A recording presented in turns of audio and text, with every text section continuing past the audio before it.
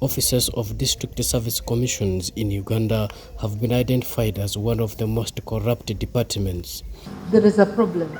All over the country, we have issues with the district service commission. Why do you sell jobs to your people? Why? Everyone must pay something to get a job. Really? What do you use that money for? You go home and comfortably sleep that you have solicited for a bribe and that your children will use that money to pay tuition. According to Deputy Inspector General of Government and Kyomugisha, behavior of staff in district service commissions have become nursery beds for corrupt officials, as those who buy jobs will also want to recover their monies by stealing from the public resources.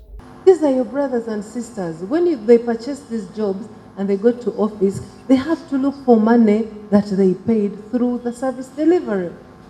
And some of you have accused us for not acting, but we don't have evidence. You don't want to come up. Even the people who you ask money from protect you. They shield you. Meanwhile, leaders of Arua City and Maracha district say some people use IGG's office to fight local politics when whistleblowers raise concerns. Sometimes we feel your office is used to fight local politics. And I want you to take serious note of that.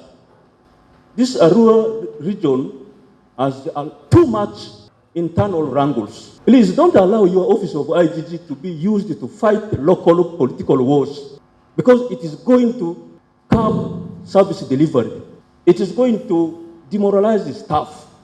The mayor, you said our people are involved in local politics, but also your offices do not support our efforts in the fight against corruption, because when we write requesting for information, it takes donkey years. You don't bring this information. You see IGG is on ground. You see State House and corruption on ground. You also see the CID, the police CID section on the ground investigating the same matter.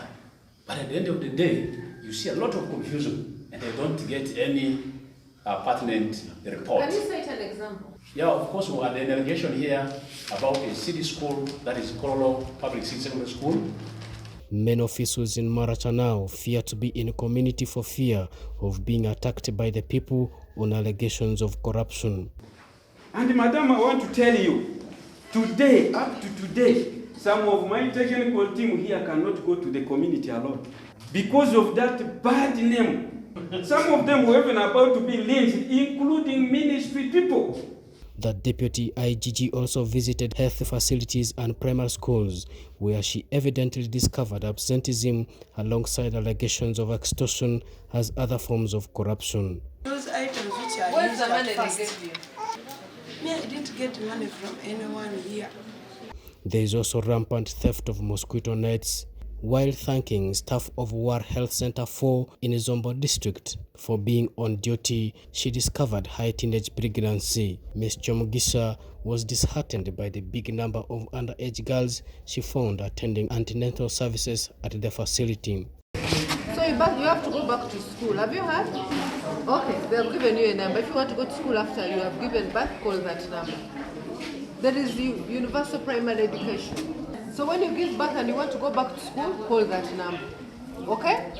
She continually warned government workers against corruption. Joseph Fodama, UBC News.